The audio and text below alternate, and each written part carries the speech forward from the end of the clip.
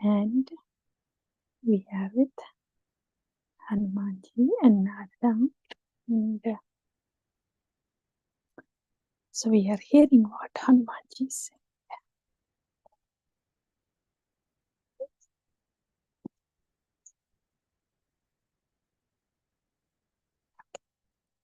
So Hanuman,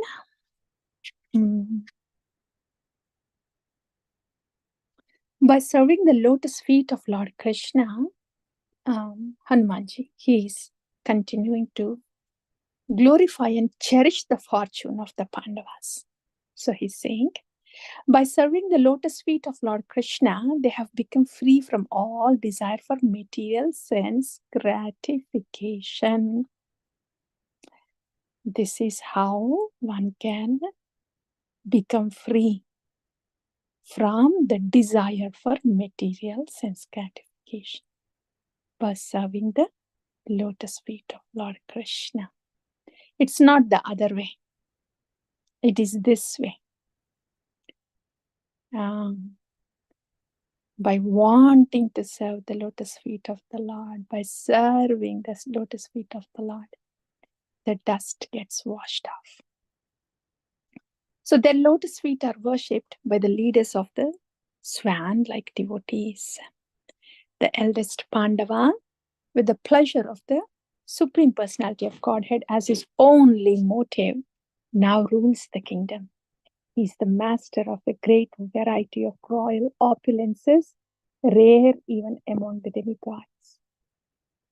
By amassing great pious credits in the performance of Rajasuya Yagnas, Ashwamedha Yagnas, and other religious rituals, he attained the spiritual world of Vishnaloka. Even within this material realm, he became king of the entire earth, Chakravarti, emperor. Lord Krishna, Prasada, but his pure fame is spread throughout the three worlds. His faultless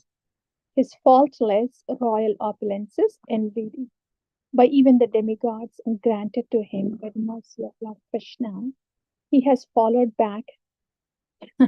He has offered back to Lord Krishna. That's nice.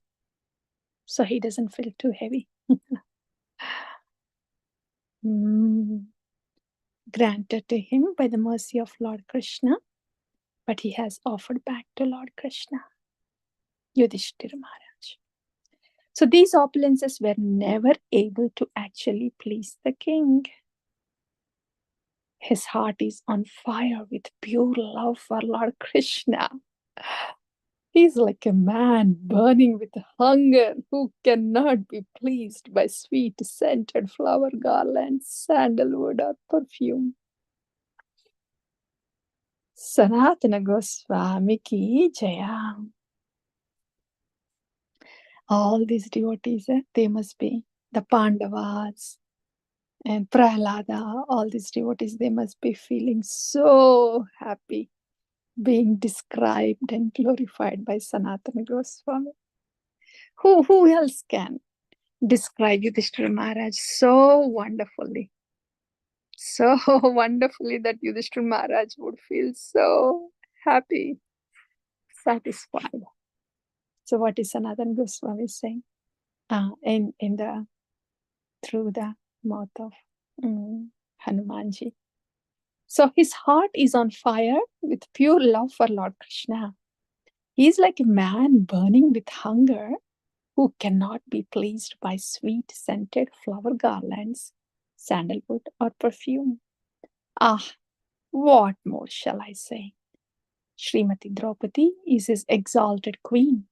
Sri Bhimasena, Sri Arjuna, and his other brothers are all as noble and exalted as he. They are not dear to me. They are not dear to him because of their bodily relation. They are not dear to him as assistants in the quest for material piety, wealth, sense gratification, or liberation. They are dear to him because they love the lotus feet of Lord Krishna. These are Continuation of Hanumanji's words. They are dear to him because they love the lotus feet of Lord Krishna. I'm a monkey. How can I describe their great glories? Oh Lord, you know how great they are. Dancing and overcome with happiness, Narada flew to Kurudesha, where he quickly entered the capital. When Narada Muni arrived at the door, Maharaj Yudhishthira was saying to his relatives, "Let us arrange for either a grand Vedic sacrifice or else a terrible calamity that will force Lord Krishna to come here. And then we will be able to see him." Seeing Narada at the door, Maharaj Yudhishthira, accompanied by his brothers, mother, and wives, at once stood up, hastily ran to him, greeted him, bowed down before him, brought him into the palace, carefully seated him on a grand throne, and brought various articles to worship him. "Oh, mother!" Narada then took the articles of worship and began himself to worship your fathers-in-law and their servants.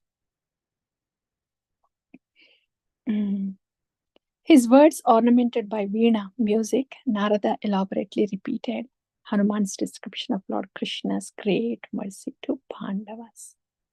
Narada Muni said, "My dear Maharaj Yudhishthira, all of you, the Pandavas, are extremely fortunate.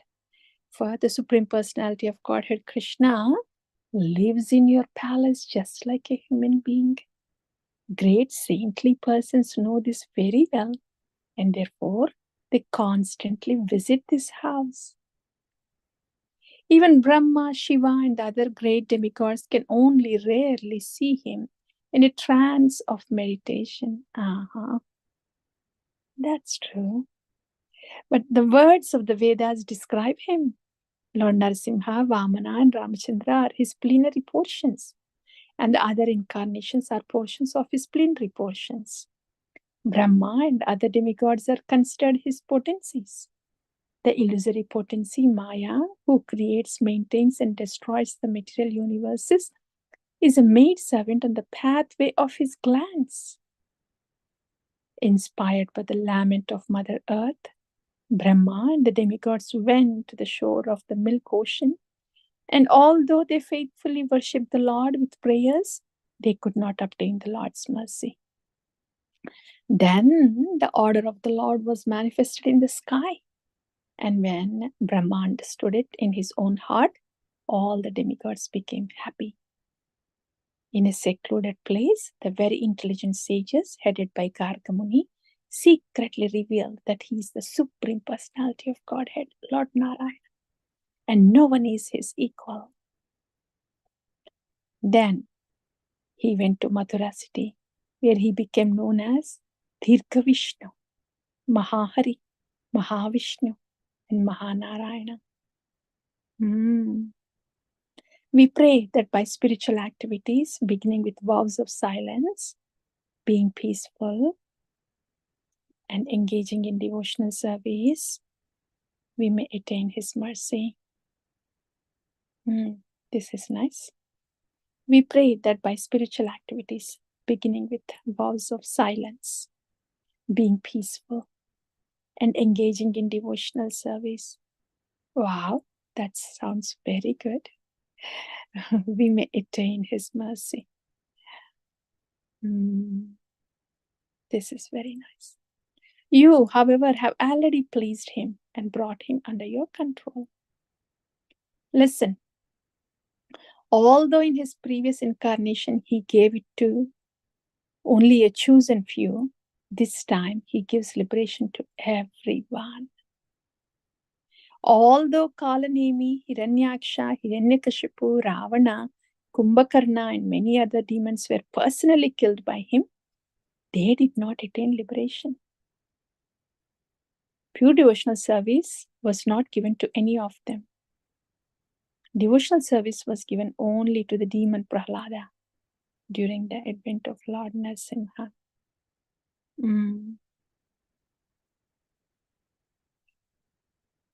Although Sri Hanuman, Jambavan, Sugriva, Vibhishana, Guha, Dasaratha, and few others attained pure devotional from him, service from him, during the advent of Lord Ramachandra, there was not even the briefest mention of the highest stage of pure love of God. Because everybody knew that Ramachandra is the king. So it was a conditional service. Now, your maternal cousin Krishna has caused many to become liberated. Many, he has given pure devotional service, and many he has filled with pure love of God. Demons killed by Lord Krishna, by Arjuna, or by the Lord's associates, although they deserve to go to hell, attained a glorious liberation. Yeah. Partastaputaham padamapurasya. True. That's what happened in Kurukshetra. Vishwamitra, Gautama, Vasishta, and many other sages, intently performing austerities, chanting mantra, and seeking knowledge, went to Kurukshetra, and by Lord Krishna's mercy, came to desire only pure devotional service. They all became pure devotees. This sounds more like Gauranga than Krishna. Even trees, vines, and other immobile living entities in forms of life, darkened by ignorance, have now attained pure ecstatic love for Lord Krishna. Now they are all nourished by the nectar rains of pure love for him. I think that if he had not descended to this world, the fact that he is the Supreme Personality of Godhead would not have been revealed. The great wonder of his sweetness and glory is now displayed to its fullest perfection. Let the description of Lord Krishna's kindness stay far away. His mercy is shown even in his fighting. Kamsa, fighting Kamsa, Kali, Putana, Bali, and a host of others bear witness to this. Sri Parikshit said, after singing these words, Narada Muni instructed his tongue, which was greedy for Lord Krishna's glories. Aha, you are chanting the glories of the Lord. Narada then bit the tongue with his teeth. Note, Narada feels he is not qualified to say anything about Lord Krishna. Oh, tongue, you are very fortunate to have spoken these words. Now, as much as you are able, please glorify the dear devotees of the Lord. Oh, great souls, what person would be so bold to think that the Lord's kindness and love for you can be actually brought to his tongue?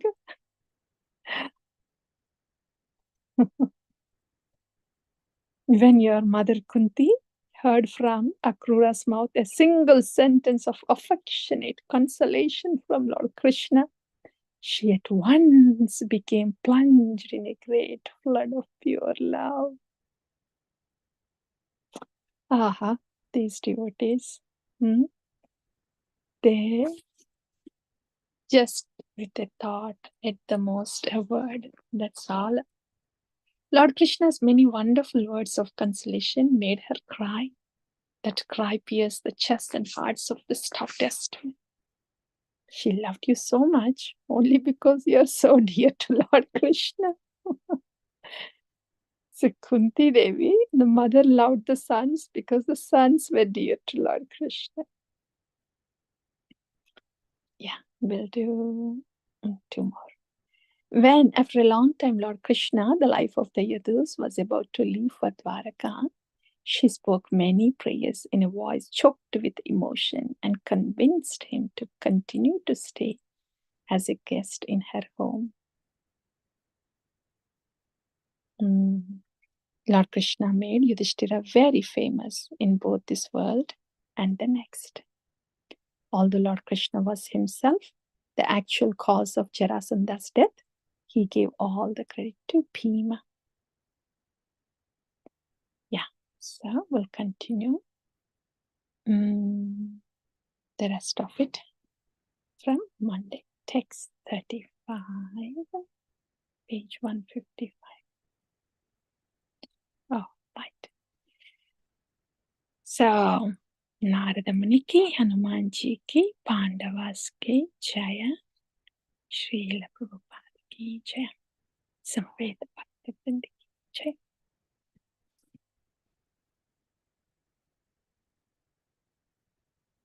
Hare Krishna.